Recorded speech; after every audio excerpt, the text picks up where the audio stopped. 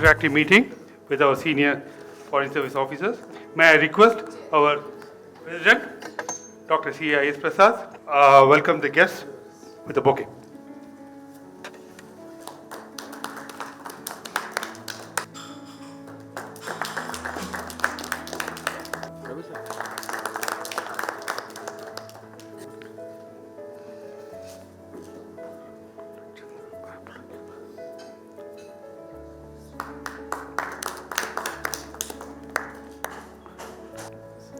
May I request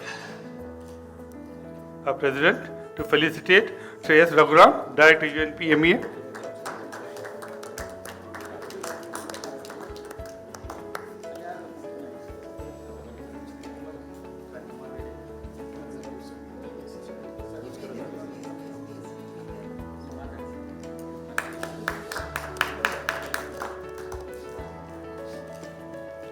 May I request President to felicitate Shri Raghu Gururaj, Ambassador, Tome.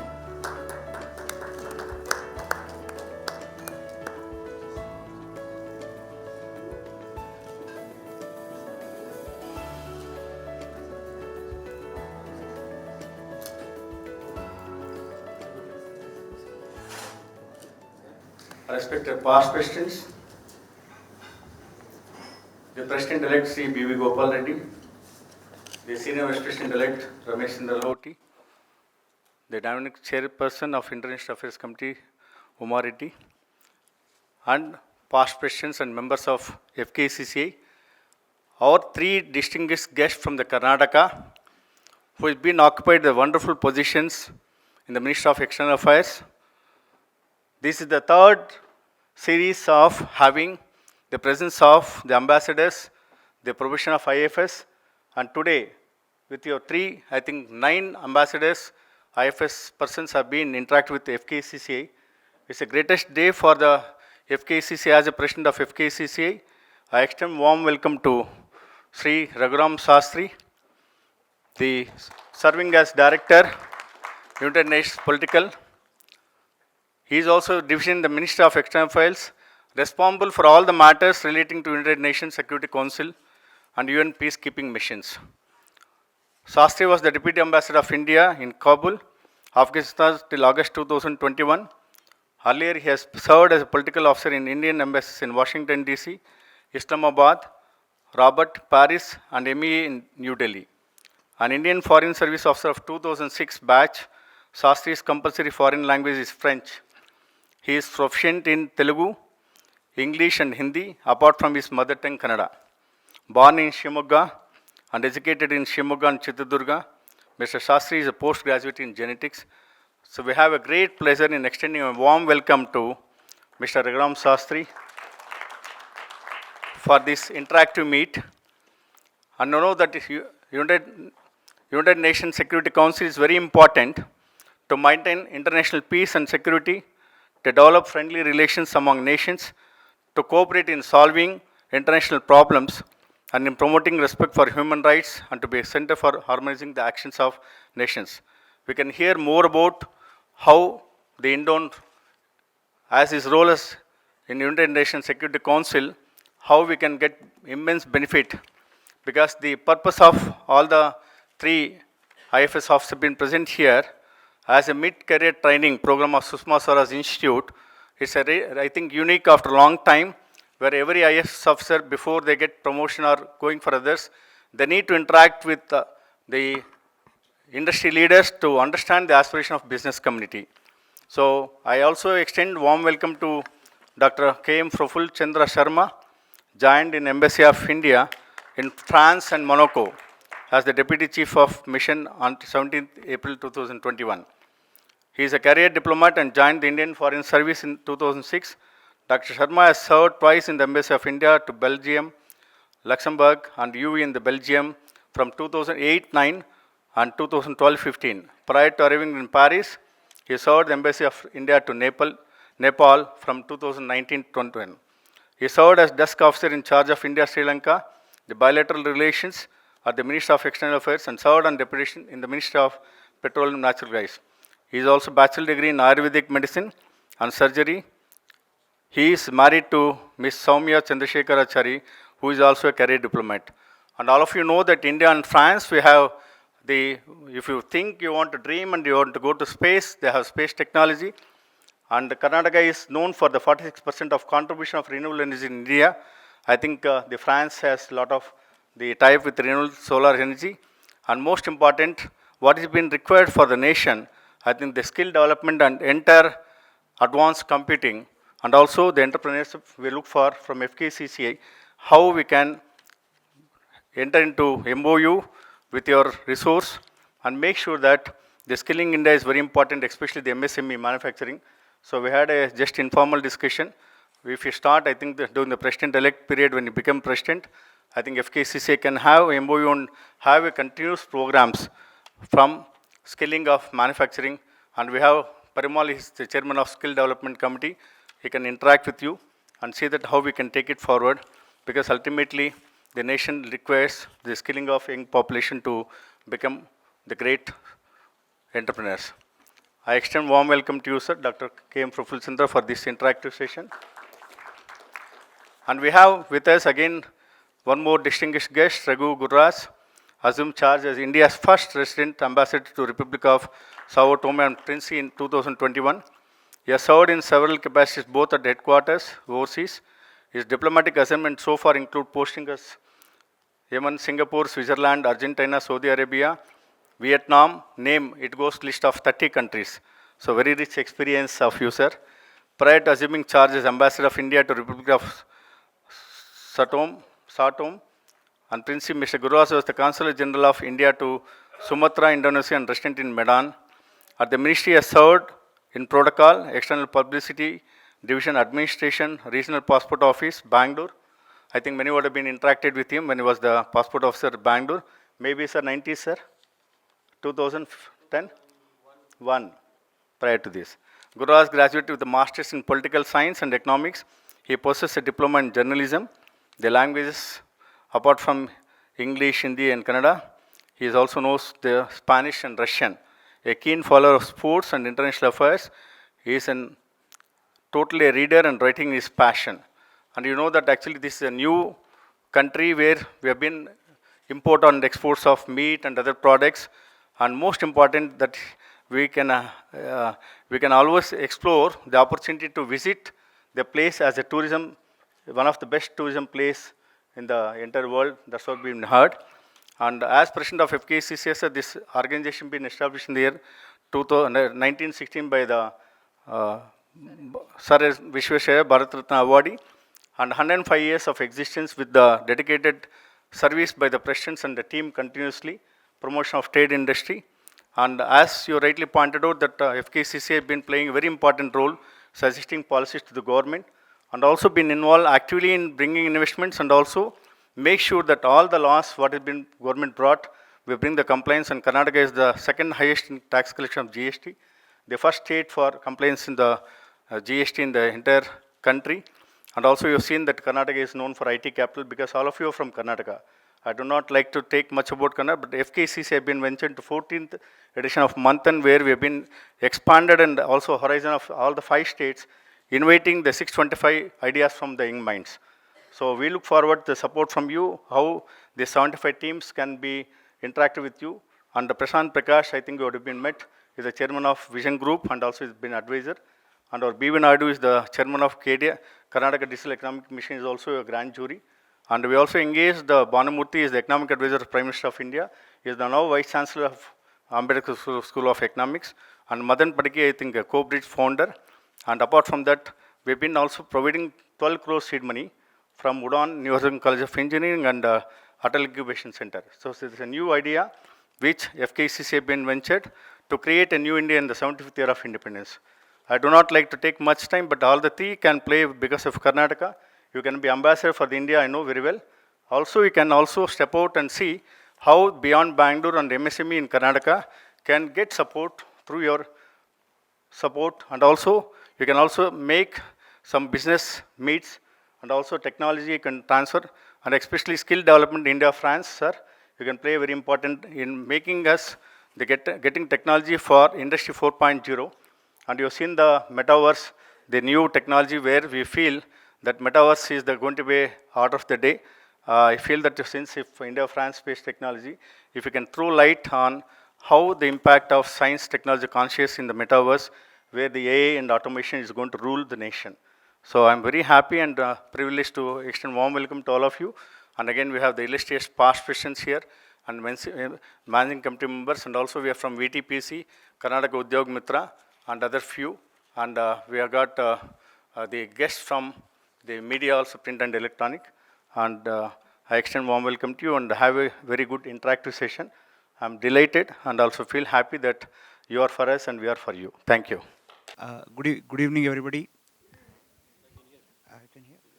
So, Dr. I.S. Prasad, President FKCCI, Shrimati Uma Reddy, heading the International Affairs in FICCI, Shri B.V. Gopal Reddy, the incoming President, all the former presidents here, office bearers of FKCCI, ladies and gentlemen, thank you for having us here on this evening. I know it's a working day for all of you, and I know how much of effort it takes to peel off from your work and come here and engage with us. So thank you very much for that. So traditionally, diplomacy and foreign service, I will tell you a funny incident when I got into foreign service. So people heard that a boy from Chitradurga district has got a foreign service. So the relatives called up my father asking for the daughters to be given in marriage. So and one of them called up and said, I heard your son has got into IAS. He said, yes, IAS, but he is in foreign service. He's going to be a diplomat. So he said, he's an Indian foreign service. So what service he's doing in foreign country? So it can be a bit of a confusing for people about what we do. But over the years, what we have done is we have gone beyond political and diplomatic and security work we do. So you would have heard Prime Minister speak about 3 T's. So the focus is on trade, tourism and technology. So all of us, when we are in the embassies, at MEA in Delhi, whatever we do, our focus is on how to promote this, how to protect this. So you would have seen the Ukraine conflict now at the Security Council, where my desk at present we are looking after Security Council related matters. So how do we vote on each? They are bringing Russia-Ukraine issue in every UN international forum, whether it is International Telecom Union, IATA, World Trade Forum, G20 is going to happen. Next year we are going to host G20. And this year Indonesia is hosting G20. And all the Western countries want Russia to be expelled out of G20. So when we look at our decisions, we look at how it protects our interests, our national interests, not just about security, but also from trade, commerce, tourism, every aspect of it. So in a way, these 3 T's now percolate into every decision that Government of India takes. It's not just some very, ephemeral political thing that happens. So that's one thing I wanted to put it out there. Second thing is, all our missions have a strong mandate to promote trade and economic relationships. So I was in Pakistan, Islamabad some years ago.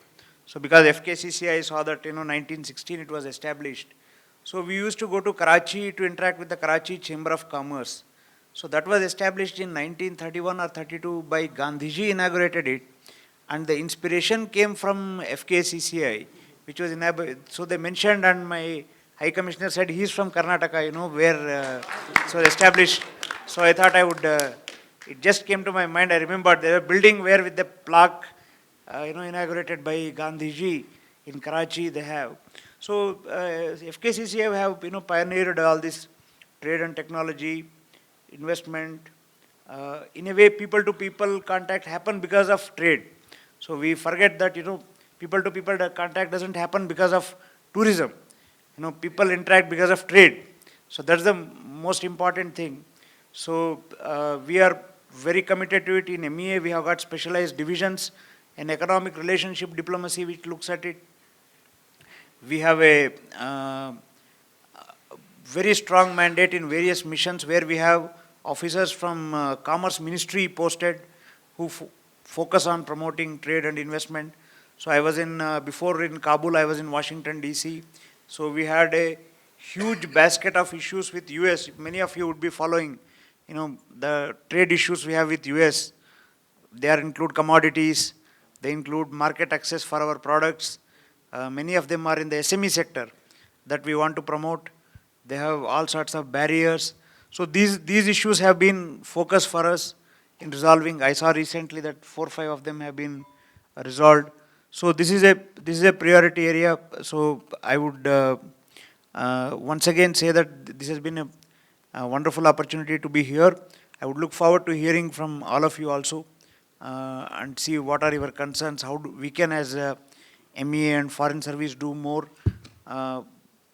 generally for trade service, but also coming from Karnataka, how we can, Bangalore as a name recognition, it doesn't need any introduction. So I say, I meet anybody from any part of the world and I say Karnataka, sometimes their face goes blank. The moment I say Bangalore, it lights up like a 400-watt bulb. So that name recognition we already have achieved. So it's only to scale up and build on that. So I always say, I look forward to hearing from you and interacting with you. Thank you very much. Thank you, sir. And now request Dr. K.M. Praphullachandra, please. So most of the things what my colleague Mr. Raghuram said, I echo it. And what I wanted to say is that what do we do as a foreign service officers? What do we do in our embassies? Most of you probably think that, we are there when Prime Minister or Presidents are there, and then ends the story and we arrange for their visits. That is the front end of it. Maybe the second front end that you might be seeing is that passport, visa and such similar things. Yardo passport kaladoitu, okay, embassy phone ಮಾಡಿ passport ಕೊಡ್ತಾರೆ.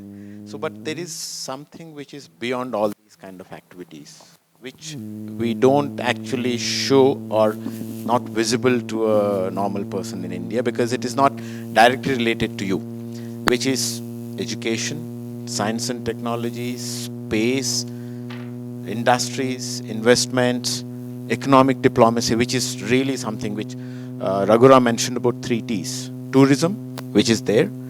We don't have to encourage people to go. People go where they think they want to go or feel like going. Similarly, the other way. The second one is the trade, which is the key between any two countries. It's okay. So, which is the key between any two countries. Like we keep seeing in newspapers that ಇಷ್ಟು ಸಾವಿರ ವರ್ಷದ ಮುಂಚೆ the coin ಇಲ್ಲಿ ಸಿಕ್ತು ಅಲ್ಲಿ ಸಿಕ್ತು ಅಂತ ಹೇಳಿ. That is because traders have gone ahead and done it. So all these 3 T's are very important for us, and these are already well known. Now, how do you see us promoting these things, particularly being ambassadors from India and representing Karnataka in particular, if you have to say? It all will depend on how you want to exploit our presence in a particular country. If you are in the automobile sector, in the space sector, or manufacturing sector, or any sector that you want, or designing, that is something which if you can get in touch with us, it's very simple and easy to get in touch with us. All our embassies have got simple websites with each and every person's name and their work that they do in the embassies. If you send an email, unlike earlier times, our embassies are much more responsive now. So if you send a query that this is what I'm looking forward, like I manufacture, say, pencil, and I want to supply a pencil to XYZ country, do you have importers? We maintain a list of those importers and we can share it. This is in a very simplified manner I'm explaining it to you. It can be matchmaking, you can call. It can be bringing people together or encouraging people to come and invest there. So it is both ways. So this is something what we do apart from engaging people at a political level. Culturally, we bring people from there, from India. We show what Indian culture is so that they get familiarized with India. So Raghuram mentioned that people know about Bangalore, they don't know about Karnataka. So Karnataka has a lot of things to offer apart from just Bangalore. And whenever we meet people who have been to Bangalore, they say, ಎಲ್ಲ ಚೆನ್ನಾಗಿದೆ, traffic ತುಂಬ ಇದೆ. So we need to make sure that they also see and go to other cities. We discuss about smart cities, smart development, urban planning, and etc. So these are very well developed concepts in the Western world. That is something which we can actually take, and then there is no limit to imbibe or improve something which we are doing. So a lot of things that we can do. So to keep it short, some things which you want to engage is always there in these countries, because they have gone ahead and developed in almost all areas of our engagements. So if you think that you need some kind of contacts, engagement, or where you want to go ahead with trade, investment, and related technology sharing, just get in touch with any of our embassies, any of our office. We'll be more than happy to get back to you as quickly as possible. Sometimes our turnaround rate that we put ourselves in our embassies is the same day, and sometimes it might be difficult. So we can get the next day also. So that is in a way. So as far as India and France is concerned, we all know Tipu Sultan, of course. So Tipu Sultan had a very strong political and defense relation with France. So the missiles, that technology that he used against Britishers when all these wars that he fought, he got them from France. So this is something which is there in the history, but we may not know it all. So that is something which you can also see. So in the defense sector, India and France work very closely. So we hear about Rafale aircraft, something which has changed the security equation in the Asian continent for us. So that is something which has come from France. Not just only aircraft, but also a lot of other missile technology, very niche weapon sector, handheld devices, or heat seekers. That is very important technology that goes into engine manufacturing and missile guided technology. So these are all there between India and France. And these are all in the open domain. It's not something which is national secret that I'm sharing it with you. In the nuclear energy field, India and France have a long engagement. Many of our researchers have come to France, and they have got trained there, and they have brought back the technology, and they have done what we are today in India. In the space sector, ISRO of India, and CANES, Center for National Excellence in Space Technology. So they have really long experience of working together since 50s. So that is something which we have continuously maintained. Now, President mentioned about skilling. We were just talking about the skill requirement, skilling our people. We have polytechnic institutes. France has got polytechnic institutes. We find it really very difficult. You all are in the industries, have your own industry, manufacturing or other industries. Probably it is difficult for you to find a very skilled labor, a lathe or a die maker, or anything that you think of. Because we don't give importance to training, we just give importance to teaching in a very mundane fashion. But in France, what they do is that they train and make sure that the person, when he graduates, he or she are employable. And they go on to become, people from those polytechnic institutes go on to become CEOs of big companies, not just only small companies. So they emphasize on continuous training. For us, immediately we get out of the college, there it ends. So that is something which we would like to also bring both our skilling institutes together. That exercise has already started, but we'd like to expand it to various fields. He also mentioned about MSMEs. Just as an example, the Rafale aircraft deal that we have, it has got lot many components that are required on a regular basis. All those things cannot be imported from France every day or every time that you need. So that needs to be also manufactured here. So now for that, first thing is technology, and as per our understanding and agreement, they are ready to transfer it. provided we are able to manufacture here in India. So how do we manufacture? So we have to train people for them. So technology transfer is much easy, but technology absorption is something which we have to look after. So once we absorb the technology, MSMEs are the ones which will be crucial in manufacturing this. What we have done with the US, and US companies have done this tremendously well in India, that they have linked up with MSME and SMEs to make these components that goes into various, not just only the defense sector, but also in other areas also. So that is something which we have to engage at MSME and SME sectors. That will give employment to much more people than at a very high level. So that's something which I just wanted to highlight. Apart from this, there is nothing which restricts or limits us in way of engaging.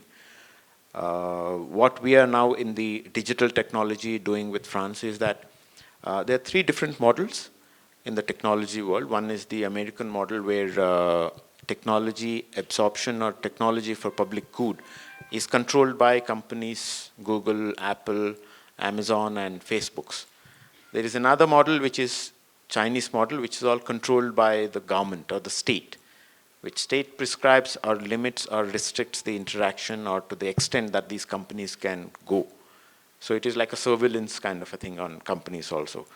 Now, the third model is still evolving, which is between India and the European countries. And being a second largest economy in the European Union, France and India are working on creating the third kind of technology domain, or kind of how we bring technology for public. Like today we see that direct benefit transfer of government schemes have made life of crores of people easy. Financial technology, which we in short call fintech. So we use Paytm or RuPay or UPI very simply. Before we use it, we have to just see also how it is being done.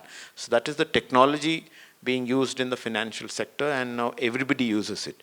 So government is giving a lot of emphasis to use of technology for public good and create an architecture at a global level, which is neither the American model nor the Chinese model, but a kind of public-private partnership with corporates, which is going to benefit the ordinary citizens of countries. France and Europe has got the capacity in terms of technology, but India has got scale.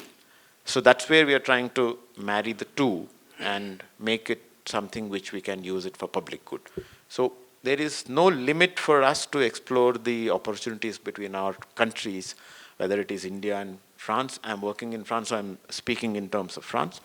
Raghuram was in Washington, D.C., so has got a lot of such things to share. And my colleague, Mr. Gururaj, has got much more experience of working at different countries. So it will be left to you how you want to exploit our presence in these countries. So there I leave, and we can interact, we go forward. Yeah. Thank you, Dr. K.M. Praphullachandra, for enlightenment, and we'll certainly explore maximum extent. You are from Karnataka. So now I request Shri Raghu Gururaj, sir, to brief. It's an honor to be present amongst such distinguished businessmen, and thank you for inviting us. I will briefly build on what my colleagues have spoken. See, considering what has happened in the last 2 years, especially after the COVID challenges, and considering the changing geopolitical situation, our priorities have changed a little bit, in the sense that economic diplomacy has taken a lot more focus, in the sense that we are, in addition to our traditional work, nowadays we are asked to source, the best possible technologies for practical solutions, especially in the wake of COVID. When I was Consul General in Indonesia, the COVID was at its peak in India. and it was just coming into, it was just coming in Indonesia. So we had requests from the ministry, not just to Indonesia, to all countries, to source oxygen cylinders and ISO and all these equipments. So we have to be quick on our feet and identify the credible sources of equipment, raw materials, which we were able to do to a large extent, like many other missions did. And the other thing which has come into focus is the development of transport infrastructure and connectivity between countries. Especially if you look at country like Indonesia, which I would say is an important trading post. Can you hear me? So if you look at Indonesia, then connectivity becomes a critical issue for India. Many people may not know that an island in Sumatra, where I was based, Aceh, it's called Aceh province, it is closer to Andaman than Andaman is closer to Chennai. So if you look at Andaman is closer to Aceh province, it is 220 kilometers, nautical miles, sorry, and it is 1600 kilometers away from Chennai. So what we did was, for the development of Andaman, they had to import all the infrastructure materials from Bombay, Calcutta, like sand, stone, cements, for the infrastructure development, which was costing a lot of money. So we tried to source them from Sumatra, and we tried to establish a transport corridor.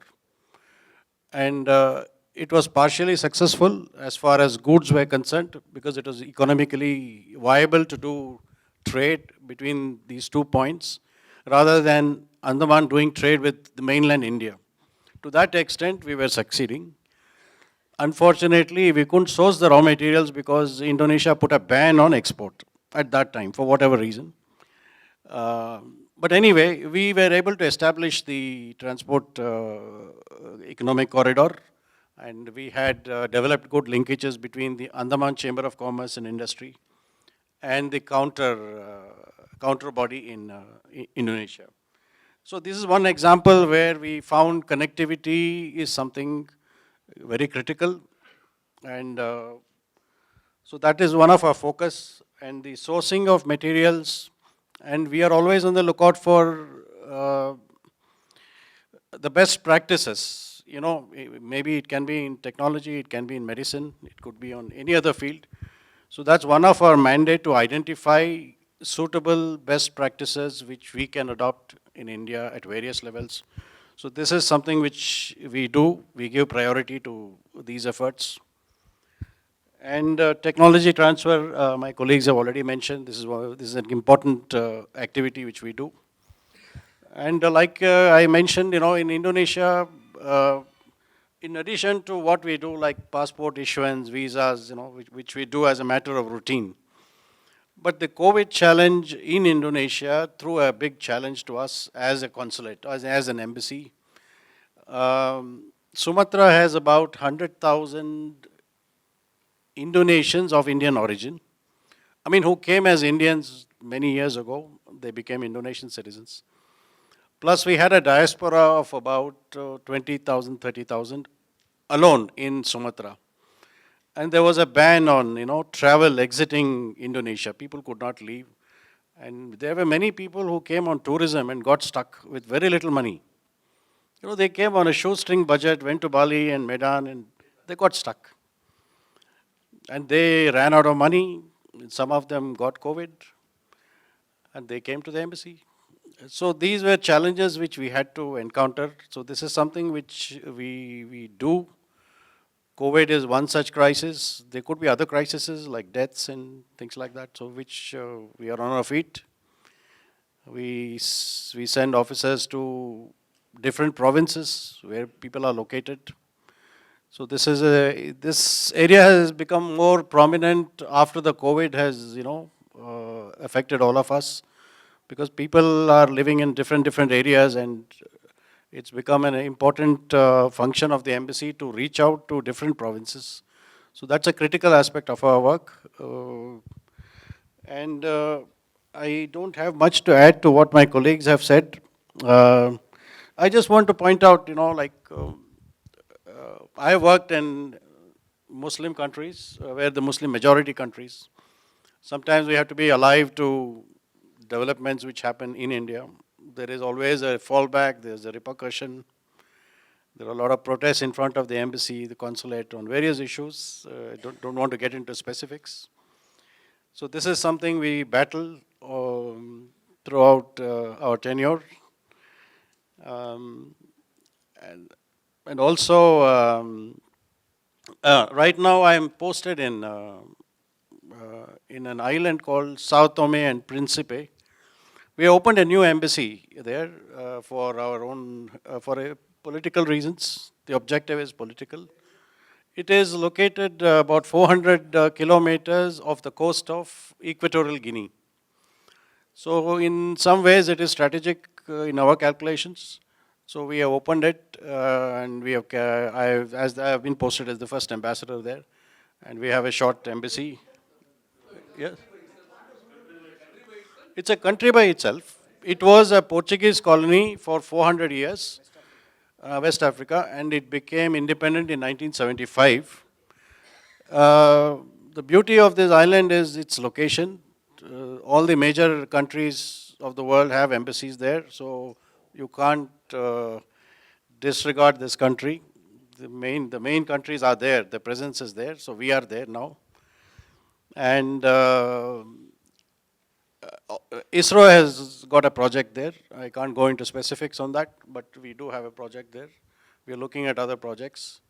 So, but as a market, there is limited scope for Indian businessmen at the moment, for the reason that the purchasing power is very low, the manufacturing capacity is very low. So at the moment, I would say we keep an eye on the country, we see what we can do, and as the country grows, I'm sure there will be opportunities for Indian businessmen. But some companies from Karnataka have visited South Tome recently. They participated in a tender for a solar plant or something. So let's see what happens to that. But most of our activities there are G2G, the government driven. There is little scope for private participation at the moment, but whatever opportunities are there, we always publicize it. Now that I know you, we will flag it to you directly. So thank you so much. Thank you, Shri Raghuram, sir. Of course, I have your limitation to talk about the defense and everything, but certainly you can help the Karnataka MSME to explore in your place. Now I'll request Umar Reddy chairperson to talk briefly, then we can have an interactive session because they have to go out 5 things. So just directly come to the... Yeah. First and foremost, thank you very much to Mr. Raghuram, Mr. Raghu, Gururaj and Dr. Praphullachandra for your excellent connect with India, because I like the different thing. We heard about Tipu Sultan, that was something new. We suddenly realized that FKCCI was a role model for Karachi Chamber of Commerce, and I'm sure many of us actually went to Google to see where Sao Tome is on the map. So really thank you so much for that information.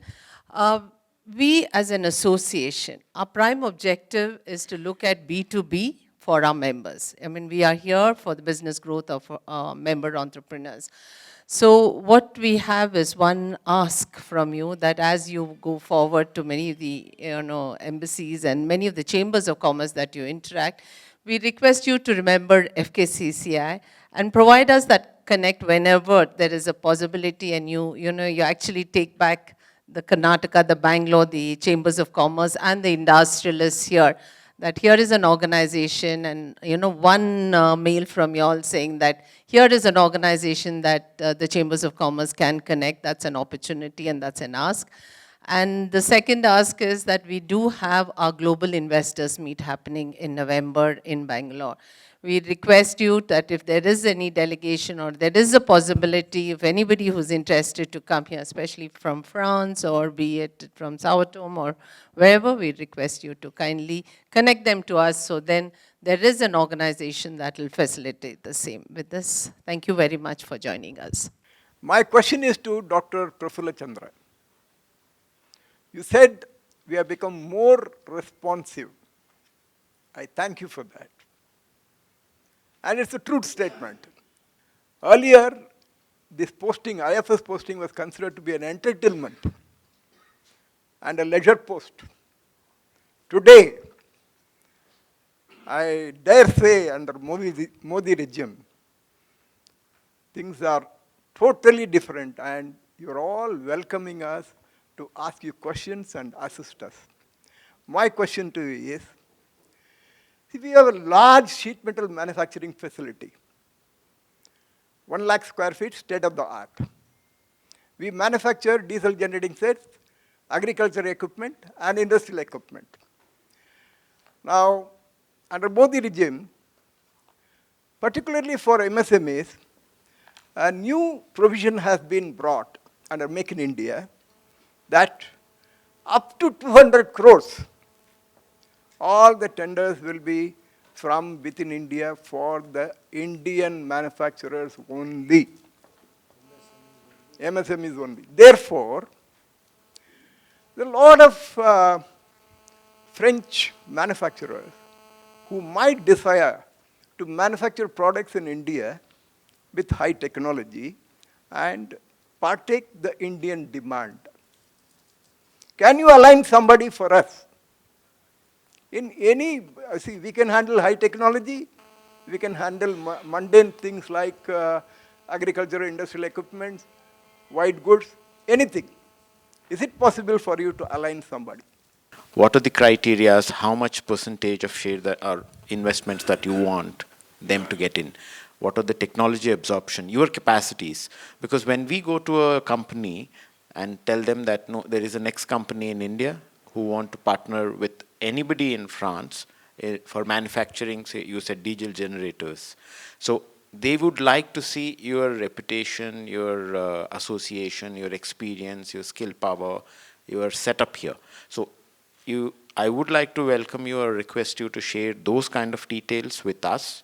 And definitely, as I said, the answer is yes. We will get you in touch with those companies, more than number that you would require to kind of assess, engage, and then finalize one with. There are a lot of such companies, and these kind of engagements will lead you to technology absorption, investment in technology. As you said, and very well know, that they will bring some kind of technology to scale up. They have the capacity, but they cannot scale up. Like say, for example, Gururaj ji was mentioning about the oxygen cylinders or generators that we were trying to get during the second wave of COVID. There are 3 different companies which were manufacturing high quality oxygen generators, but they were MSMEs. They didn't have the capacity to manufacture at a short notice that was required for us. So they could not supply. Every state, like Delhi government wanted 24, Karnataka government wanted 12, and Uttar Pradesh wanted 16, Uttarakhand wanted 10. So it's a large number for those companies, they cannot handle. So we will be very happy to facilitate this marriage between you and a company from overseas to set up those things here. But what they would like to see is, this is a generalized requirement. The work ethic, the ease of doing business, which is fast improving, and the commitment to what we say that we will deliver from our end. What all areas that we say that yes, we will do this, and commit to that. Their complaint all the time when we engage with them is that, ಓ ಇಂಡಿಯಾದಲ್ಲಿ ಎಲ್ಲರೂ ಹೋ ಜಾಯೇಗಾ ಅಂತ ಹೇಳ್ತಾರೆ, ಅಲ್ಲಿ ಹೋಗಿ ಕೂತ್ಕೊಂಡಾಗ ಇದು ನಾವು ಒಪ್ಕೊಳ್ಳೇ ಇಲ್ಲ ಅಂತ ಹೇಳ್ತಾರೆ. So this is something which we have to really take into account and seriously. When we start working with them, they're pure businessmen. Nobody is coming here for a charity. Everybody wants to make profit depending on the investment that they are bringing in. So if somebody is coming with technology or investment as in funds, they would like to get some returns to it. So we will have to get that thing into our work culture. That is something which you probably know, but I would like to emphasize it. it's not the quantity but the quality that they look for. And not just only the B2B engagement, but also something which you want to export, same thing applies. Quality over quantity. Quantity, of course, will increase over a period of time, but sustaining that quality is very important. You can build trust between two companies or two people, but sustaining that trust, nourishing that requires a lot of investment by way of maintaining that. That is something which is very important, but the answer is yes. First of all, I request you to, FKCC invited you, please help to FKCC and FKCC members. As Raghuram rightly said, we want to focus Karnataka. And we all travel France and other countries. Of course, the Tome is a new country to me. What I want to ask you, you're all not only ambassador from India, you're also ambassador from our country, from our state. What I am requesting you, please educate our members, help our members, how to develop the business between the countries. I hope all three are educated from Karnataka. What I want, how to match my young graduates in France, in other countries, how we can tune up. For example, you're talking about the skill development. As you rightly said, we are lacking, even in big engineering colleges, lacking with the practical things or whatever you call it. How you can help our educated graduates to be employable in your respecting known countries. For example, France. Many of our students are educated. Ultimately, they don't have proper contact. They come back. When they go, when they visit to France for higher studies or academic interest, they want to employable in France. That's not happening. How you can help our young graduates? We business people, we know how to catch or how to see or how to meet the buyers. Some of the people already traveled many times. What we want on a scientific way, how you can help us, how you can bring or construct a proper bridge in all angles. For example, South Korea. They want a good welders. The welding technology they want in a latest manner. So we try to take their technology, educate our engineering graduates or diploma holders. Like that I want through you, because one from Chitradurga met, another from Vannalli, from Shivamoga. You all know your own colleges and your own universities.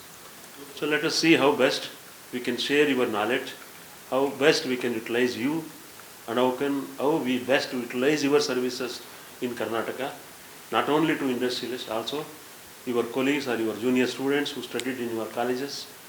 With this request, I once again request you to. Raghuram said, we all spent our valuable and precious time in this hall on Tuesday. Same we are requesting you to spare your precious time with us so that this meeting will be fruitful. Now, when we export the best quality. Students should not come just because, oh, it's Europe. And they should also understand what is the qualification that they have to get employed. Now, I deal with a lot of Indian students in France. A lot of them come to get a degree, just to have it in their CV. If that is the case, good luck with that. Let me be very realistic and honest with you. When they come to France, something which is very important is language skill. Everybody loves their language. Nanu UPSC na Kannada on the mains tagondu bardidini, but today I don't want to speak when I go to France in Kannada. Just because I'm from Karnataka, I have to speak their language. Make sure that I understand what they say and make sure that they say what I want to understand also, both ways. Now, a lot of students, they come, but they don't understand that France is a French-speaking country. So they can't get employed. They cannot get a job if they don't have the local language knowledge. Second thing, culture, work culture. It cannot be that how I work in India also works there. Indian society, Indian work culture is different. It's good for us, what we have, how we have developed, okay. Not value judging. But when we are in a country like France, or say for that matter, South Korea, We have to understand the local work culture, local language, and ethics. That is, to be very frank and honest, seriously missing. I'm not just trying to say that for the sake of saying, but it's very important. Second thing, it's very difficult for any country or company now to employ post-COVID. Third thing, every country now wants to look inward. Like we are saying, make in India, make for the world. France also, each and everything, it says fabriqué en France, it's made in France. So every country, and then Trump also said America first, make in. So every country is now looking inwards. That is the cycle of the global economics and trade. We have to live with that, but at the same time, if there is quality and meets the requirement, Indian students are also being employed or will be employed in future. This is something which we have to understand. When our children go, we have to tell them that this is very, very essential. In addition to that, if France and French companies, or any country for that matter, the companies have to employ them, what is the value that we are bringing into their company? That is something which we have to understand very seriously. It cannot be taken, oh, ನಾನು ಇವತ್ತು ಈ ಕಂಪ್ನಿಯಲ್ಲಿ ಇರ್ತೀನಿ, ನೋಡ್ತೀನಿ ಇದೇ ಕಂಪ್ನಿಯಲ್ಲಿ ಇತ್ಕೊಂಡು ನಾಳೆ ಒಂದು ಸ್ವಲ್ಪ ವೀಸಾ ಎಕ್ಸ್ಟೆಂಡ್ ಮಾಡಿಸ್ಕೊತೀನಿ, ಒಳ್ಳೆ ಪ್ಯಾಕೇಜ್ ಸಿಕ್ಕರೆ ಇನ್ನೊಂದು ಕಂಪ್ನಿಗೆ ಜಂಪ್ ಆಗ್ತೀನಿ. If that is our goal, it is something which we have to really think of. So I'll end there, but I'll be very happy to share, or what I want to say is that in France I deal with more than 7,000 students, because there are those many students, plus or minus 2,000 who come every year and then finish their courses and go. So I also deal with their accommodation sometimes, because they come sometimes, like in India there are a lot of educational institutions everywhere. Even in US we hear in newspapers that Indian students were duped by a group of people or agency. It happens in France also, any other country also. It's like human nature to dupe everybody. But when some of the students come, they don't know what to do next. So we try to get internship for them in Indian companies which have invested there, French companies which have invested in India, because what they would like to do is that train them in French working culture and bring them back and post them here in India. There are more than 1,370 French companies which have invested in India across north, south, east, west. And around 600 companies, niche companies, have invested in Karnataka, starting from Capgemini to Siemens to and others, in every sector that is possible that you can think of. It's not possible for them to bring every level, managerial to floor worker, and post them here. So it is in their interest also to train them at an intern level in France and bring them here and put them at different levels depending on the qualification that they have. So it works both ways. It's not like knife is a equipment which can cut both ways. So therefore we have to be very clear in understanding that what we look in French educational system and from French education system, they also look something from us. So it's something which is double-edged sword. But I'll be very happy if you have any other thing in specific, I'll be able to answer. See, anybody leaving India, they have to do a little homework. I don't think anybody looks at our website before they come, whether for tourism or for business or for study. There are so many advisories, so many local regulations which we put on our website. So there are obvious things which they would rather, call and find out. There are so many things which is already on the web. So I think that there is some due diligence which they have to do before they embark on any foreign trip. Not just students, in general, I'm saying.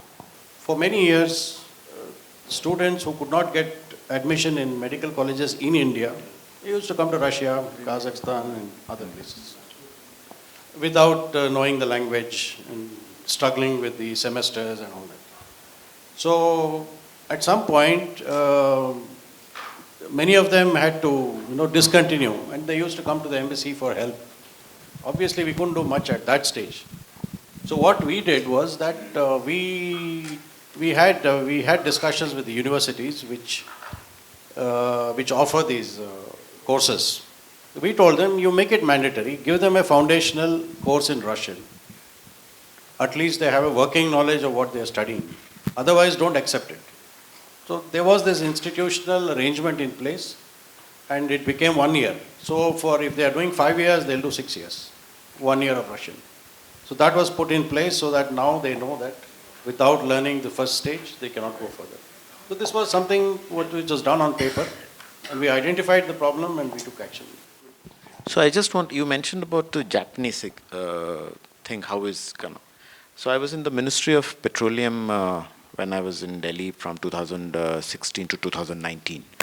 And my minister, Mr. Dharmendra Pradhan, was also Minister for Skill Development. So I sat with them in many of the meetings he had with Japanese ambassador. That's when this particular thing was designed. So in that case, what happens is that there is a sending agency in India, there is a receiving agency in Japan. Caregivers is something which they are looking for because Japan has an aging population. And who they look for. Japan has a Mongoloid race, right? Now, these people who are old, they look for a very familiar looking face. And they look for most of northeastern people because they look like us. I'm not being racist, but it is how it is. If they want somebody who is looking like them, second, speaks their language. Now, if I say in France, nanige neer beku, nobody will understand in France. So I have to tell them in French. So that is exactly a Japanese old person would like to tell the caregiver who has gone from India to Japan should understand Japanese language. So the person who is here, the agency, goes to different hospitality colleges, picks them, whether it is nursing or just housekeeping related work or caregivers in general, train them in Japanese language, functional requirement, basic things. Once they reach, they will of course improve on that, but basic Japanese language is taught to them, and only then they are sent after verifying all these qualifications and etc. And there, the receiving agency looks at the requirement of each and every age-old homes or regular homes and then sends them. So this is how it is being done in the case of Japan. Now, in the case of France, we have signed something called as Migration and Mobility Agreement. Under this, we can send professionals, like IT professionals between companies to company, and it's basically to facilitate their visa for a period of time and streamlining the requirement of visa process. Otherwise, it's for company or the individual to apply, it goes through because they don't have any verification process. So if there is an agency or entity backing it, then it will be much easier. So this is for professionals and others. And also for students. Students should also have a kind of a background. As I said, look for some information of their country. Do some homework. I'll give you we have hundreds of examples to give what our students and professionals don't do. But just one example, Ukraine. There were more than 18,000 students. Our embassy didn't have any idea where these students were. Is it the embassy's problem? No. Very clearly, I'll say that it's not embassy's problem. All our embassies try to register any Indian or any student or professional who come. On our embassy website, there is also a link called Register Yourself. ಯಾರೂ ಮಾಡೋದಿಲ್ಲ. ಎಲ್ಲಿ ತನಕ ಅವ್ರ ಬಾಲಕ್ಕೆ ಬೆಂಕಿ ಬೀಳೋದಿಲ್ಲ ಅಲ್ಲಿ ತನಕ ನೀರು ಹತ್ತಿರ ಬರಲ್ಲ. Okay. So we have had cases, this is Ukraine, I'm saying, where our embassy in January started telling, please register, or if you want to leave, please leave. Many people did not register. Many people whom our embassy knew and they were told to evacuate. This was not just only in January, but also in the first week of February. I think 12th of February was the first advisory was issued by our embassy to evacuate. Some people did. Others, you have videos of them showing that, अरे our embassy तो ऐसे ही कह रही है, ಹಿಂಗೆ ಸುಮ್ಮನೆ ಹೇಳ್ತಿದ್ದಾರೆ, ನಮಗೇನಿಲ್ಲ, ಇಲ್ಲೇನು ಬಾಂಬ್ಗೆ ಏನು ಬೀಳ್ತಿಲ್ಲ. ಯಾವತ್ತೋ ಹಾವೇರಿ ಹುಡುಗ ತೀರ್ಕೊಂಡ, ಎಲ್ಲರೂ ಎಂಬೆಸಿ ಏನು ಮಾಡ್ತಾ ಇಲ್ಲ, ಎಂಬೆಸಿ ಏನು ಮಾಡ್ತಿಲ್ಲ. ನೀವು NDTV ಹೋಗಿ ಅಡ್ವರ್ಟೈಸ್ಮೆಂಟ್ ಕೇಳ್ತಾರೆ, ಒಬ್ಬ ಹುಡುಗ ಹೇಳ್ತಾನಲ್ಲಿ ಸರ್ಕಾರ ने कुछ नहीं किया, NDTV ने आके किया. NDTV will definitely show it to you because it is for them to promote.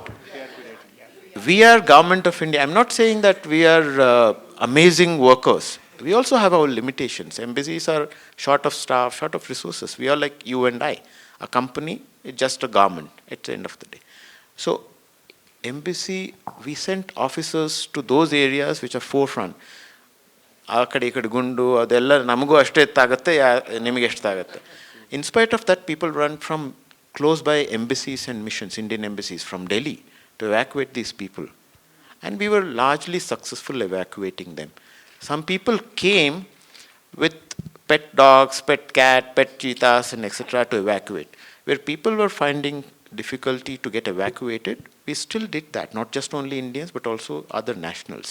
Now, yes, so when it is life, we don't actually say whether Indian, Nepali, Pakistani or others. So we do that because at the end of the day, life matters. So what I'm trying to say is that it's not just chappale eradu kai beku. So that's what I'm just trying to say. Now, United Nations, after this Russian war, we feel as a common man that it's become a little weak, is number one. Number two, India has been trying to get it part of the Security Council and somehow nothing is happening. Do you think under the present regime or the present EAM, we could get something into the Security Council? And the second question is to Mr. Praphullachandra. Sir, keeping in view the Ukraine war right now, can you just give us a glimpse of what is the ground reality in France? Because Europe is undergoing a lot of crisis. Whatever we see is in the press. But from the ground reality, with the gas not coming properly, are we in a much better position, or what do you think will happen the coming few months? ಮೊದಲನೇ ನೀವು ಹೇಳಿದ್ರೆ UN weak ಆಗ್ತದೆ. So UN is not a independent organization alone. So UN, if I can take a crude analogy, UN at a level is like any organization we have, like FKCCI. So some committees, some presidents, Dr. IS, very dynamic, so they do a lot of things. Incoming some committees, some members, various levels.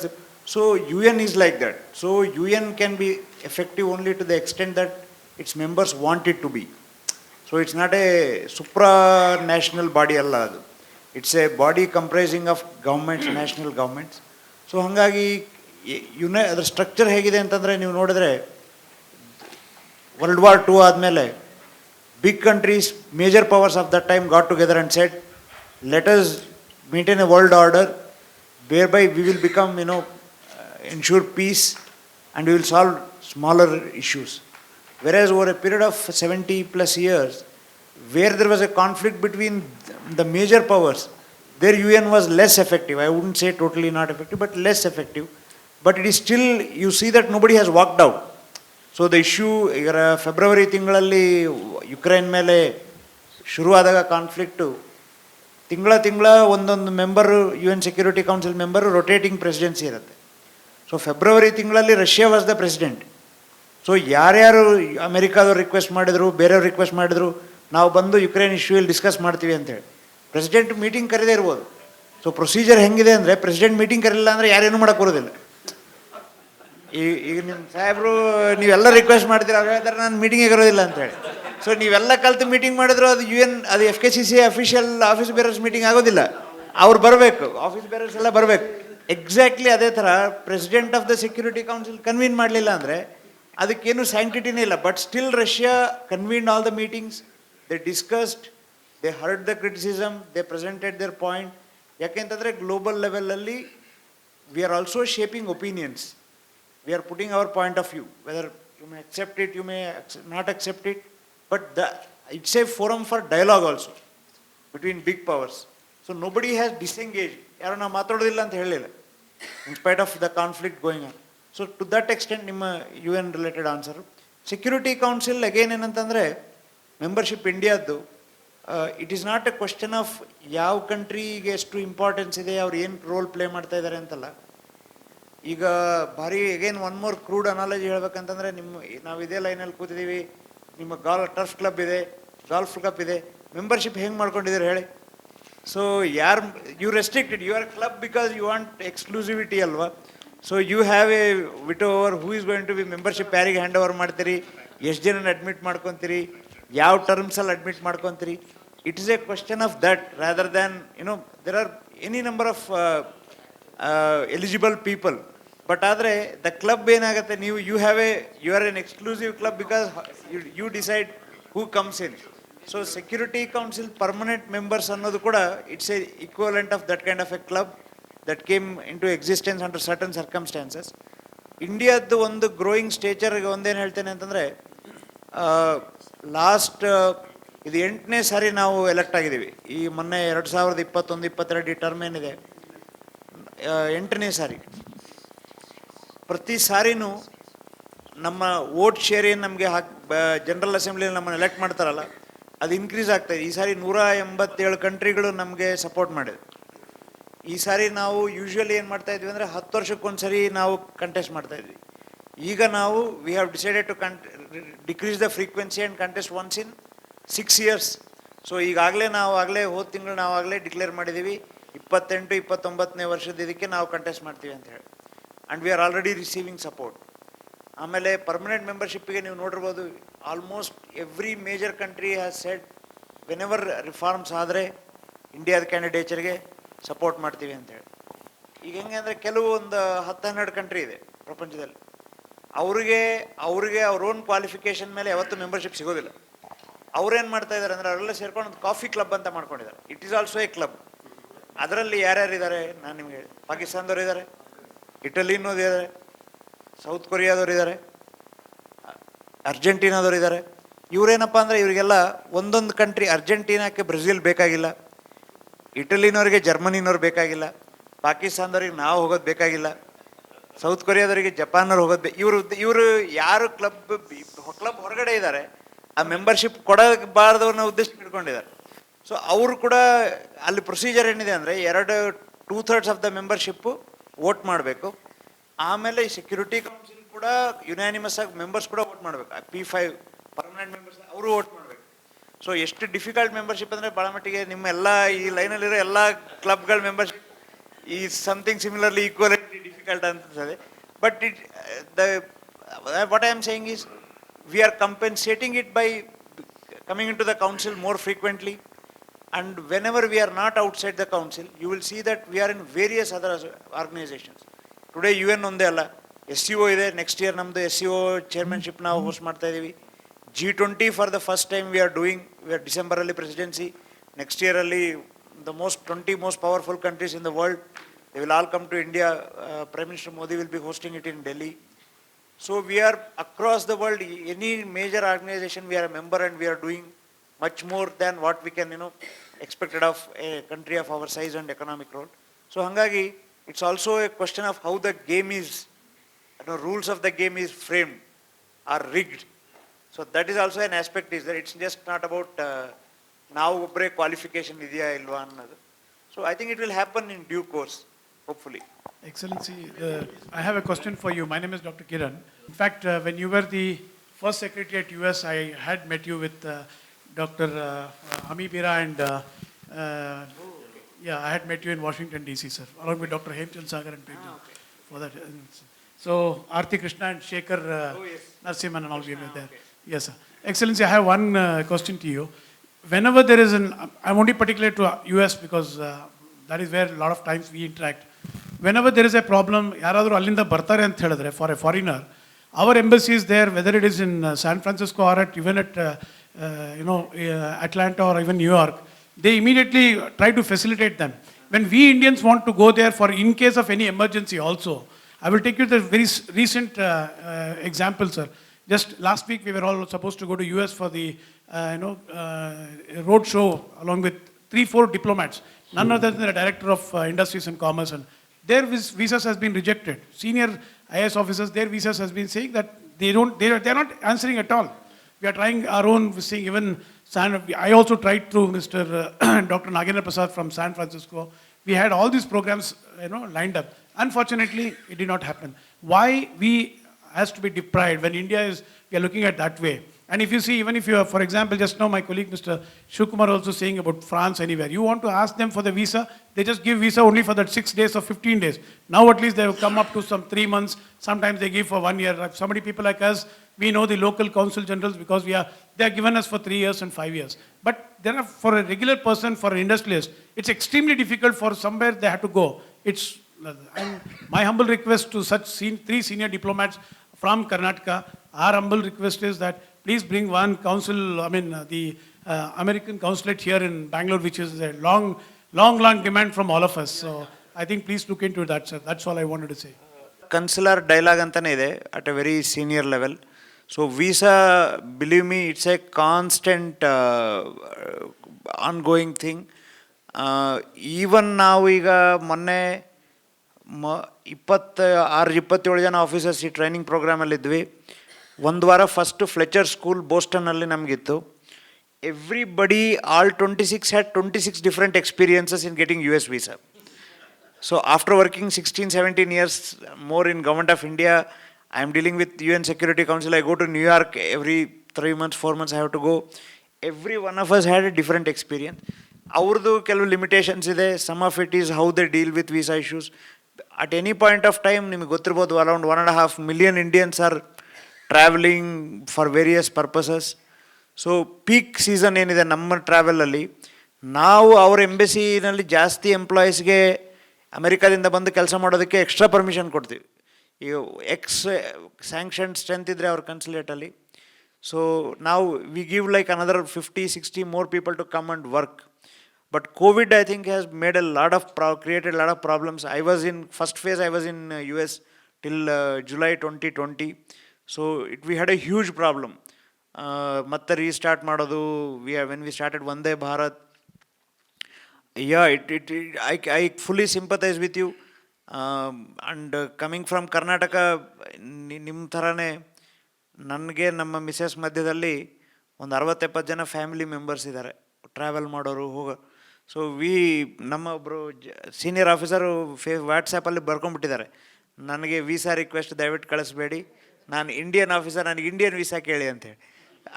Literally ಅಂದರೆ some of them are systemic, some of them are due to Covid, but this is a constant dialogue and we are working on that. Embassy consulate ಆದವ್ರು ಅವ್ರದ್ದು decision, I don't know why, but I use to say, ನಮ್ಮ ಮನೆಯವರು ಹೈದರಾಬಾದಿಂದ. So when I use to tell them, I would have preferred here, but then you have set up consulate in Hyderabad. So I can't have much choice in complaining, but they do recognize it. I think they are recognizing it, that they need to have a presence here. So that is I think it will happen at some time. So that is one more very important subject which we are supposed to discuss. Yeah, that is a part of the conversation. That's a part of the conversation, definitely. Already met Gunjan Krishna and Ramana. Just See, visa is a prerogative of the country. ಈಗ ನಿಮ್ಮ ಮನೆಗೆ ನಾನು ಬರಬೇಕಂದ್ರೆ ನೀವು ಒಪ್ಕೊಂಡ್ರೆ ತಾನೇ ನಾನು ಬರೋಕ್ಕೆ ಸಾಧ್ಯ. ಸರಿ, ನೀವು ಒಪ್ಕೋತೀರ, ಸರಿ ಬನ್ನಿ ಅಂತ. ನಾನಿಲ್ಲ, ಇವ್ರನ್ನೂ ಕರ್ಕೊಂಡು ಬರ್ತೀನಿ ಅಂತೇಳಿ. ಮನೇಲಿ ಒಬ್ಬನೇ ಇದ್ದೀನಿ, ಜಾಸ್ತಿ ಜನ ಇಲ್ಲ ಅಡುಗೆ ಮಾಡೋದಕ್ಕೆ, ನಿಮಗೆ ಯೋಚನೆ ಬರುತ್ತೆ ತಾನೇ. So it's exactly like that. Just rate it large to a country. As he said, there are millions of Indians who travel every year, every time. This is the season. We really don't know what is the reason for the rejection of these IAS officers and commissioners' others' visa. But there are systemic things which he has said they also understand. And it's not that we don't reject their visas. We also reject visas of American officers. That's a systemic thing. There are sometimes we reject theirs, they reject us. It's not value judging what is the reason. That's a game. Okay, one. Second one, we also do it for countries like Bangladesh, Sri Lanka, and etc. Now, it's a country somewhere like here, the other country is here. This country has to go here, people, and there are difficulties for these people to access. India and US are different levels of development. But India is fast catching up. India's ಭಾರತದ ಛವಿ ಚೆನ್ನಾಗಿ ಬೆಳೀತಾ ಇದೆ. ಮುಂಚೆ ಇಲ್ಲ ಅಂತ ಇರಲಿಲ್ಲ. Earlier also, India was respected by every country. It continues to today also. It's just that we see it more often than earlier today because of the social media and etc. India has always been respected by all the countries across the world. Indians are respected for their work ethics, for their not interfering in the social issues, for assimilating well in the societies where they go. So it will continue. I think somebody said that no, foreign service was more about dining and yes, foreign service is seen as service which is like known for wining and dining. Let me be very frank, not because we are in the foreign service, it's just one of the factors. ಮನುಷ್ಯ ಅಂತಂದರೆ ಊಟ ಮಾಡಲೇಬೇಕಾ? ಈಗ ನೀವು ನಮ್ಮನ್ನು ಕರೆದಿಲ್ಲಿ ಸಮೋಸ ತಿನ್ನಿರಿ ಅಂತ ಹೇಳಿದ್ರಿ first, ಹೌದಾ?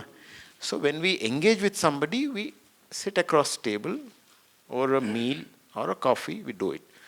In India, drinking is not considered as a social activity.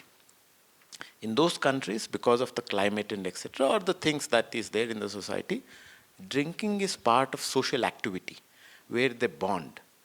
Coffee ಕುಡಿಯೋಣ ಬನ್ನೋ ಅಂತ ಹೋಗ್ತೀರ, ಅಲ್ಲಿ ಲೆಟ್ಸ್ ಹ್ಯಾವ್ ಅ ಡ್ರಿಂಕ್ ಅಂತಾರೆ ಅಷ್ಟೇ. So that is nothing to value judge. So if we go have a wine or a whiskey or a meal, wining and dining, nothing wrong in it. Over a meal, you can discuss much more in a relaxed way than in a formal setup. ಈಗ ಆಫೀಸಿಗೆ ಹೋದರೆ ಅವರು ಅವ್ರ official position ಹೇಳ್ತಾರೆ, ಇಲ್ಲ ನಮ್ಮ boss ಇಷ್ಟೇ ನನಗೆ ಡಿಸ್ಕೌಂಟ್ ಕೊಡೋಕೆ ಹೇಳಿರೋದು, ಇದಕ್ಕಿಂತ ಜಾಸ್ತಿ ಕೊಡೋಕ್ಕಾಗಲ್ಲ. ನೀವು ಕೇಳಿದೆ ನನಗೆ ಇಷ್ಟಕ್ಕಿಂತ ಜಾಸ್ತಿ ಕೊಡೋಕ್ಕಾಗಲ್ಲ ಅಂತ ಇಬ್ಬರು ಬರ್ತೀರೋ ಹೋಗ್ತೀರ, deal not done. Come outside, ಸ್ವಲ್ಪ ಇವತ್ತಿದ್ದು ತಗೊಳ್ಳೋ, ನಾಳೆ ನಾ ಇದನ್ನು ಕೊಡ್ತೀನಿ. ಸೊ ಇಟ್ ಈಸ್ ಲೇನ್ ದೇನ್. So this is give and take. For a period of time you understand each other, and it might be in office or outside over a drink or a coffee or something. So that is it is. But foreign service also does all that we are discussing. We have had people who have lost their lives trying to help people evacuate. So I will not say more than that because it is the ultimate thing that one has. We have had people who have gone to the extent of Libya crisis aitu. I was in Delhi and I was the first in charge. We do set up control rooms for receiving calls and etc. The first day I was in charge of the control room in Delhi. Calls were coming, ನಮ್ಮ ಸೊಸೆ ಚಿಕ್ಕ ಮಗು ಜೊತೆಗೆ ಒಮಾನಲ್ಲಿದ್ದಾರೆ, ಯಾವುದೋ remote area, Bengaluru ಅಂದ್ಕೊಳ್ಳಿ, ಕರ್ನಾಟಕ ಅಂದ್ಕೊಂಡ್ರೆ ಬೆಂಗಳೂರಲ್ಲಿ ನಮ್ಮ ಹೆಡ್ ಕ್ವಾರ್ಟರ್ಸ್ ಎಂಬಸಿ ಇದೆ, ಯಾವುದೋ ಒಂದು ಬಾಗಲಕೋಟ್ ಇಂದ ಯಾವುದೋ ಒಂದು ಹಳ್ಳಿ ಅಂದ್ಕೊಳ್ಳಿ, ಅಲ್ಲಿದ್ದಾರೆ, ಡೈಪರ್ ಸಿಗ್ತಾ ಇಲ್ಲ ಮಗುಗೆ. I have limited people and resource. I am not exaggerating, this exactly happened. Can I, at the time when there is threat for life, I have to evacuate 20,000 people from Libya. I don't know where they are.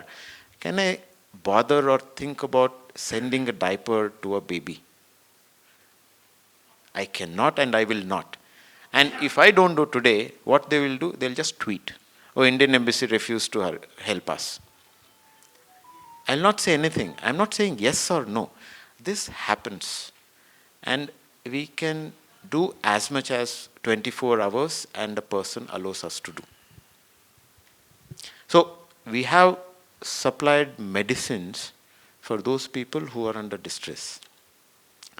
In normal times also. Okay. So this is something which we do on a daily basis. I'm not trying to say that, ishtella martivi andru ನೀವು wining and dining antira. No. I'll not judge on that. But there is much more which you actually see. Anything and everything under the sun is also done by the embassies to the extent that they have capacity and resources. I'm not saying we don't falter. We do falter. Sometimes ಬೆಳಗ್ಗೆಯಿಂದ ಸಂಜೆ ತನಕ ಕೆಲಸ ಮಾಡಿ ನಮಗೂ ಮನೆಗೆ ಹೋಗ್ಬೇಕಲ್ವಾ, ಯಾರೊಬ್ಬರು ಬರ್ತಾರೆ ಅರ್ಜೆಂಟಾಗಿ ಏನಾರು ಒಂದು ಮಾಡಿಕೊಡಿ, ಸೈನ್ ಮಾಡಿಕೊಡಿ, ಎಲ್ಲಿ ನಾಳೆ ಬಾರಪ್ಪ, ಇದೇ ಊರಲ್ಲೇ ಇರ್ತೀನಿ, ನಾಳೆ ಬಾರಪ್ಪ ಅಂದರೆ ಎಂಬಸಿಯವ್ರು ಮಾಡಲಿಲ್ಲ, ಇದಾಗುತ್ತೆ. Because it's all human nature. Everybody has got limitations to do. But all said and done, please see embassies also as your own organizations. The way you work at home, we also work at offices. We spend a lot of time in dealing with people, and we clearly understand our priorities and the duties. We prioritize sometimes over others. Others whom we don't prioritize, they might have complaints, but maybe genuine complaints, but there are resource concerns. But all said and done, don't hesitate to contact us. That is something which you must do. Anything that you feel that embassy has to do. Complaint ಮಾಡ್ತೀವ್ರೆ ಗೌರ್ಮೆಂಟ್ನವ್ರು road ಸರಿ ಮಾಡಲಿಲ್ಲ, ಗೌರ್ಮೆಂಟ್ನವ್ರು ಬೀದಿ ಕಂಬ ಹಾಕಲಿಲ್ಲ ಅಂತ. At the end of the day, we say government ಮಾಡಲಿಲ್ಲ. ಯಾಕಂದರೆ we expect still the government to do, and we complain that government is not doing. The embassies are like that, an extension of government. And government is elected by you, so we are part of you. And you are part of us. Yes, I'll go to the straight away what Mr. Raghuram started off by saying how he was so proud when people spoke about the city of Bangalore. He said, I was Bangalore. Please go through. I was Bangalore because everybody knows Bangalore the way it is. So the sad story about Bangalore is everybody knows Bangalore. I've been a part of Invest Karnataka when I was the president of FKCCI. We are due to have the next Invest Karnataka in the month of November. Karnataka and Bangalore are called the Silicon Valley of IT. We are the largest exporters of IT. Okay, we make huge, foreign exchange. What efforts? I am again saying here there should be a political will to it. Okay, I'm also telling you said you're carrying some message back to what. There are so many people my colleagues who said to me, I want Bangalore or any city in this country to have basic things. Bangalore is such an important city in this country. We are in the top 2 or 3. But we have never shown, the political will has never shown to make Bangalore what it is supposed to be. Every year there's an increase in IT, everything, all that you talk about.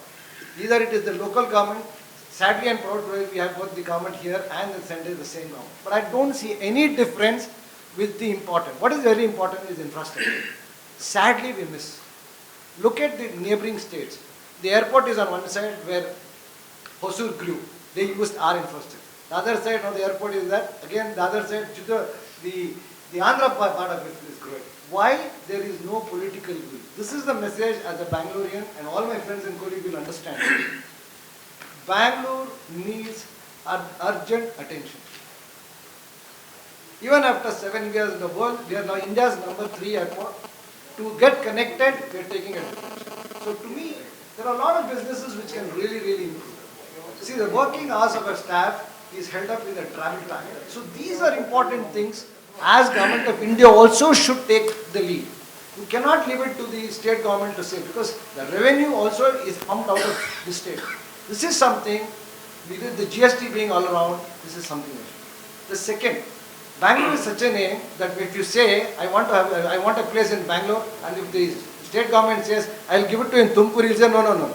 Tumkur and all I don't want, I want Bangalore. But what if you had made it Greater Bangalore and had a radius of 100 kilometers? Call it Greater Bangalore, make it 100 kilometers. New York City is not in 30 kilometers, it's in 100 miles. London is 100 miles. It's called North London, East London, like that. Why would we not think of making it Greater Bangalore? Move the vicinity to call Bangalore the next 60, 70 kilometers. And most important, whenever, as you said, lot of students come in and go. Why doesn't people in the education sector, when they believe that they do the, in the college they do the selection, why don't you have a finishing school? Sorry? Finishing school. Finishing school, yeah. There is certain thing, for example, why would you not look at things? See, if you want to be one step ahead, one out of the step ahead, it's important to go that way. You may not be part of it, but the fact is I want these messages to go as to what we are going to do. You may not think about it, but the fact is Bangalore needs certain things. You might be top in so many things, but the fact when you didn't go, as somebody said, he doesn't, and you said the language is a barrier. But we also, finishing school, it takes what you should do and what you do. So these are some of the things I think involved for industry and to grow is something which is very important. We have met from Chief Secretary yesterday, Industry, IT, BT, Additional Chief Secretary yesterday, Mrs. Gunjan Krishna today, who is focusing on, the Invest Karnataka thing coming up. One common thread that everybody is focused on, and everybody is more frustrated than you, is about infrastructure. So there is no absence of any awareness or how to do it and all. So I think we missed the bus by a few years, and we are paying for that. We are trying to catch up. So that is awareness is there from every level. I will tell you the Delhi's example. Delhi, lot of construction is happening. New Vista is coming up. On a day out of 365 days, my purifier shows poor air quality. I am very happy that day because that's the best air quality I get in Delhi. Can you imagine? Most of the days it's either very poor or hazardous. Many Western countries pay risk allowance, health risk allowance for the diplomats for working in Delhi. So this is a challenge that we are facing across, and there is a awareness, but I don't have to tell you what are the challenges, what is the politics involved in it. So you are way better informed that, but everybody is struggling with that. You come to Silicon Valley, you try to go from San Francisco airport into the city, so painful. The system is creaking.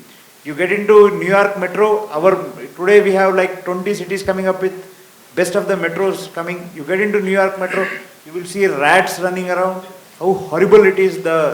So every country at various levels is struggling. We are part of that. But I can tell you this much: there is a huge awareness of this, and their efforts are on to tackle them. So that is not lacking. So given the size of it, given the volume of it, so it takes some time. The second thing is about finishing school. I think there is again a recognition that there is a gap between, it's as simple as gap between education and employability. So you go to Wipro campus, Infosys in Mysore has built a huge campus, you see that. So we asked them, it looks like a university, why are you having this? So said we are trying to bridge the employability gap between what our engineer colleges are doing and what we are doing. So that is again, I think there is a awareness, and again in the priority of things that are there. So where we are doing, when we are doing tie-up with various, I was in US before I was in Kabul. So this is a major initiative. Government focus is on, when we talk to these countries, how do we scale up? They are looking at our course curriculum, how we are doing it, how we can learn from best practices. It's there. But given our scale, it will take some time before we reach there, where we want to be there. So that much I can tell you. Thank you. Nim question tumba aksharasaha satya. Infrastructure is something which we are suffering. 100 kilometer radius and etc. Yes. Kengeri Upanagara madidru. How many FKCCI members have set up their industrial plant or etc. there? I don't know. I am giving these questions to you. Satellite town. Okay. So naturally everybody wants to be close to the city center. Ellarannu sari maadu modalu nanninda shuru maadu.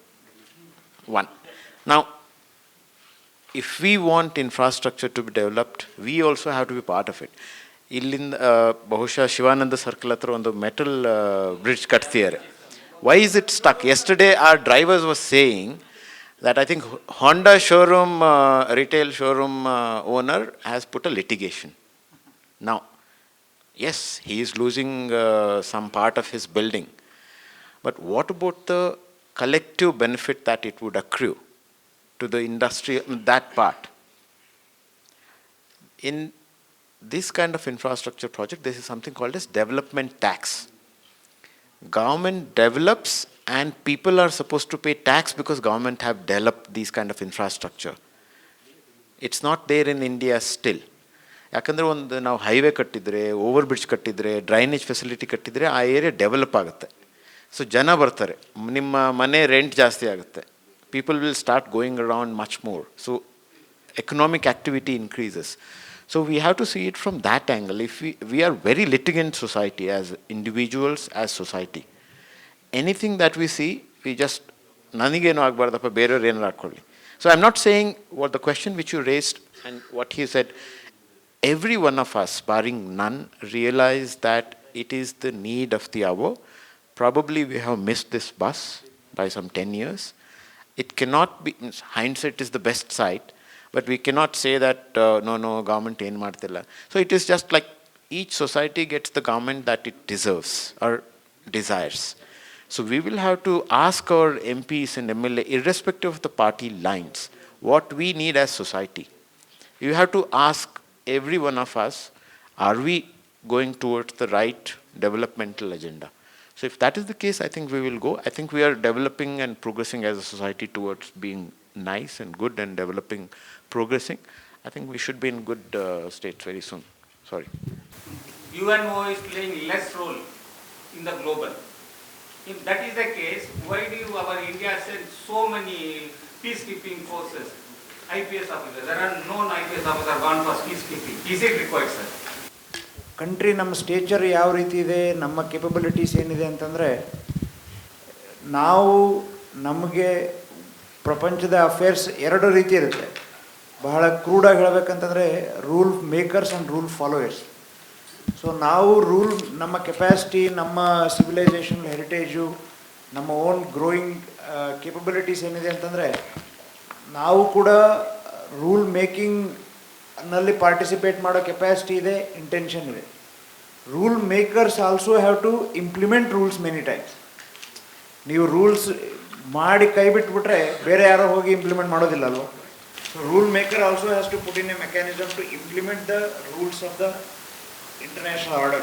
So now UN global stage alli, United Nations alli, when we want to play a bigger role, because we want to shape the world order, then we have to send people so that even you idರಲ್ಲಿ 5,700-5,800 ಜನ piece keepers ಇದ್ದಾರೆ. As on date we are the third largest. ಮೊದಲೇ ಬಾಂಗ್ಲಾದೇಶ ಇದೆ, ಎರಡನೇದು ಯಾವುದೋ ಬೇರೆ Nepal ಇದ್ದಂಗಿದೆ.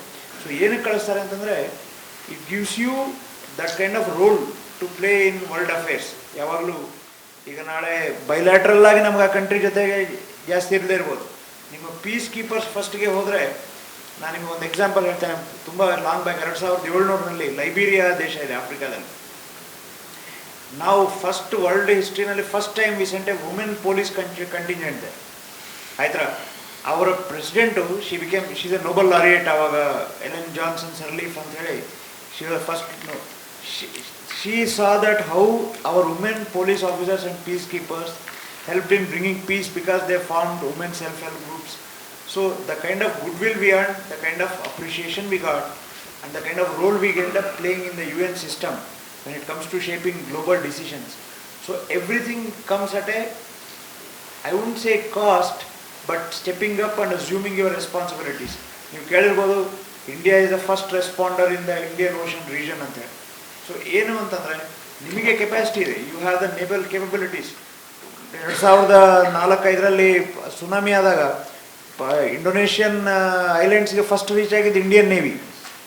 Malaysia, ಮಾಲ್ಡೀವ್ಸಲ್ಲಿ, ಸೆಷಲ್ಸಲ್ಲಿ ನಾವು ಅವ್ರಿಗೆ ನೀರಿಲ್ಲ, ಮೆಡಿಸಿನ್ ಇಲ್ಲ. ಶ್ರೀಲಂಕಾದಲ್ಲಿ ನೋಡಿ, they are not looking to somebody sitting away, they are looking to India for help. Because ಈಗ ನಮ್ಮಲ್ಲಾದ್ರೂ ನಮ್ಮ ವಿರೋಧಿ ಬೀದಿನಲ್ಲಿ ಯಾರಿಗಾದ್ರೂ ಕಷ್ಟ ಇದೆ ಅಂದರೆ ಬೀದಿ ಇನ್ನೊಬ್ರು ಯಾರು ಚೆನ್ನಾಗಿದ್ದಾರೆ, will step up and help them out. So at a very crude level I would say there is an expectation. At a national level there is A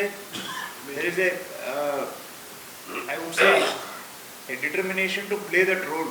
ಯಾಕೆಂದರೆ ವರ್ಲ್ಡ್ ಆರ್ಡರಲ್ಲಿ ನಮ್ಮ again I said as our civilisation ethos we have always played, we have never been insular. ನೀವು ಹಿಸ್ಟ್ರಿನಲ್ಲಿ ನೋಡಿದ್ರೆ India has never been insular from the world. ನಮ್ಗೆ ಅಲ್ಲಿದೆ ಆಗಬೇಕು, ನಮಗೆ ಸಂಬಂಧ ಇಲ್ಲ ಇಲ್ಲಿದೆ. We have never said that. We always have tried to play a very constructive role. And peacekeeping is a very constructive role. Peacekeeping ಯಾವಾಗ ಬರುತ್ತೆ ಅಂತಂದರೆ, ಕಾನ್ಫ್ಲಿಕ್ಟಲ್ಲಿರೋ ಪಾರ್ಟೀಸ್ ಅಗ್ರಿಮೆಂಟ್ ಆಗಿ they say okay, we'll call for a ceasefire, and then you need somebody to monitor that ceasefire, hold on to that ceasefire. ಆವಾಗ piece keepers ಬರ್ತಾರೆ. So you have a very crucial role in maintaining that and helping others to build on peace. So it's a very crucial part of our idu. So hangagi I won't see it as namge alli ekbeku illa. So we are everywhere now. So I would say we should do as much as our capacity allows us to do.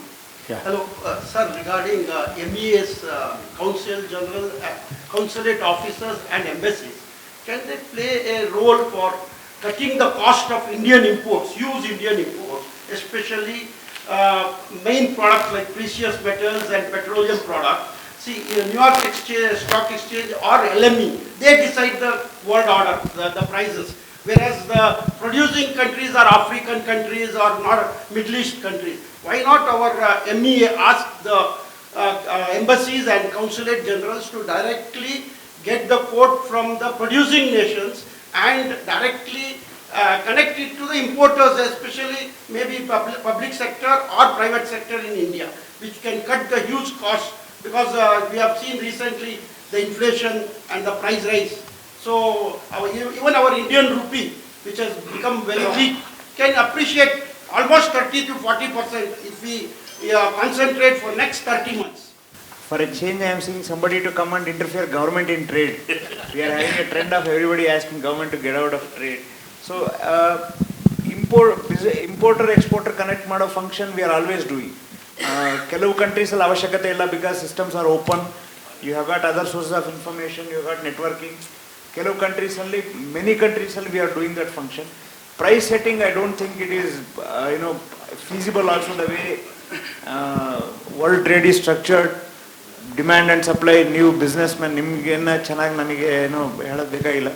So it is not a function that I don't think we can control, but sharing information, connecting importers with exporters or suppliers, even recent ಆಗಿ ಅಷ್ಟು security situation deteriorate ಆಗ್ತಾ ಇದ್ರು. ಹೋದ ವರ್ಷ February March ಅಲ್ಲಿ ಅಫ್ಘಾನಿಸ್ತಾನದಲ್ಲಿ so many Indian businessmen, companies, they were reaching out to us, most of them from SME sector.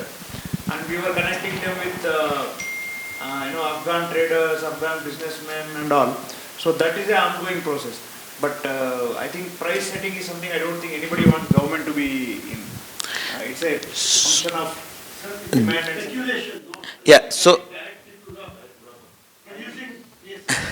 I just want to answer. I would just want to add quickly, it's purely demand and supply. If you are saying export cost reduction, you also export? Do you think it is legitimate for the foreign country embassies and consulate in India to interfere in reducing your cost of export? I mean, as in the price that you are going to levy on the others who are importing. So it is demand and supply. The negotiated price that you deal with the country that is importing or the vendor or agency organization, that's one. Second thing, as far as the energy is concerned, again, there are exchanges. In India, I had the opportunity of working in the Ministry of Petroleum and Natural Gas. We depend on imports. 82% of our oil and nearly 60% of our gas is imported. We cannot prescribe a price, though we are importing so much. So what we did, we started negotiating with exporting countries, whether it is Iraq, Saudi Arabia, OPEC countries, Venezuela, and etc. So again, there are a lot of things which come into play, depending on the time that the price go up, and we want to negotiate with whom. So it's not as straight as we think it is. Geopolitical things play, security things play in these kind of negotiations. But we did interfere. Government and embassies and consulates have done, I would not say interfere, but facilitated price negotiations.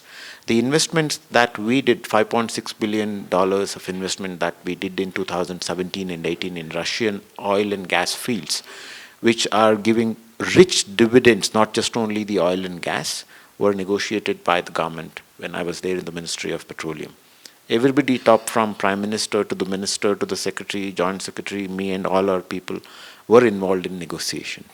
So investment, the cost of investment went down from 8.3 to 5.6. That's one. Second one, we have also reduced the cost of import. When we were negotiating with Iran, ನಮ್ಮ MRPL, Bangalore refinery, Murban crude ಅಂತ ಬರುತ್ತೆ. So the refinery is designed to use that crude. So we had to negotiate with Iranians and also Americans. Americans said you cannot import. because Iran is developing nuclear weapons, so they have put in sanctions and etc. But we did negotiate with the Americans at the same time with Iranians to continue to import. For almost year and a half we did that. So with that, our price of refining at MRPL and sending it to other retailers came down. So these are matter of details, but in short, government should not get into negotiations when it is between business to business. We must facilitate, yes, but we should not interfere in the price discovery. I think I have answered, but you can do the... So basically, I'm into LPG business, where we make LPG equipments or the low-cost equipments specifically for African countries. We also do the mobile filling stations for LPG. We also exported and we have done the consultation on a turnkey basis on the various countries like Tanzania, Uganda, Kenya, and other countries. What do you feel in the technical transfer in your country, since that country is a new country? Does they are using LPG? Where are they sourcing the LPG? Or do they have the plants now already? Or there is an opening for us to come there and start with the facilities in that country? So they are importing almost over 90% of the requirement. And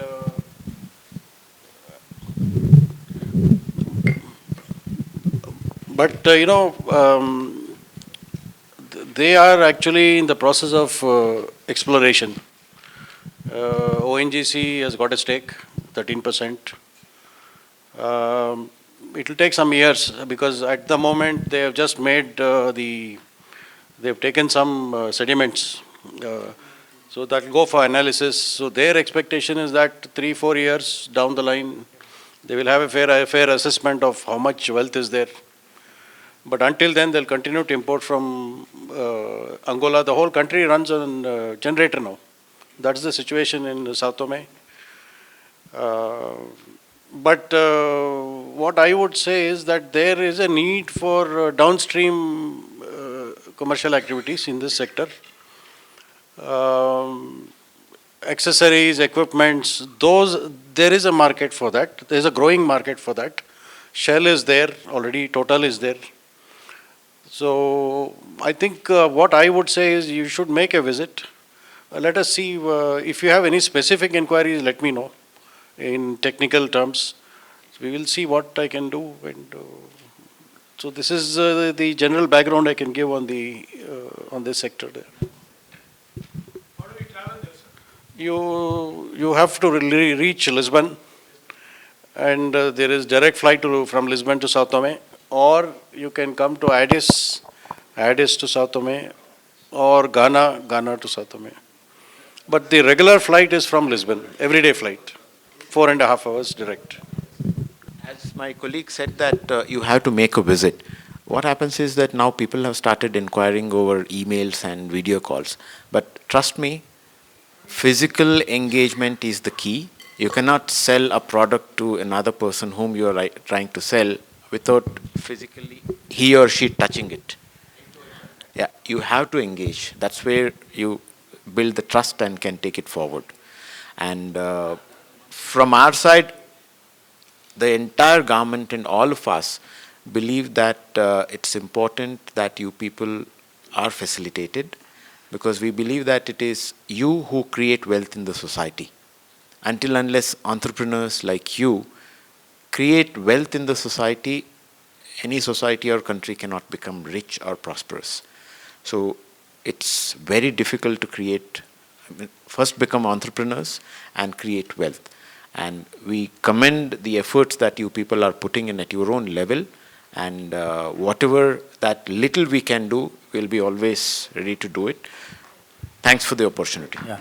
Certainly it's going to be 75th year of independence, the greatest contribution by Honorable Prime Minister of India is choosing the IFS as the External Affairs Minister.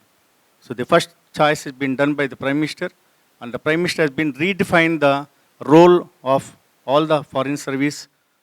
Not only just they have to play a diplomat, but also they should stretch. I think we at FKCC, 105 years of organization, look forward. You're being from Karnataka, you represent Karnataka.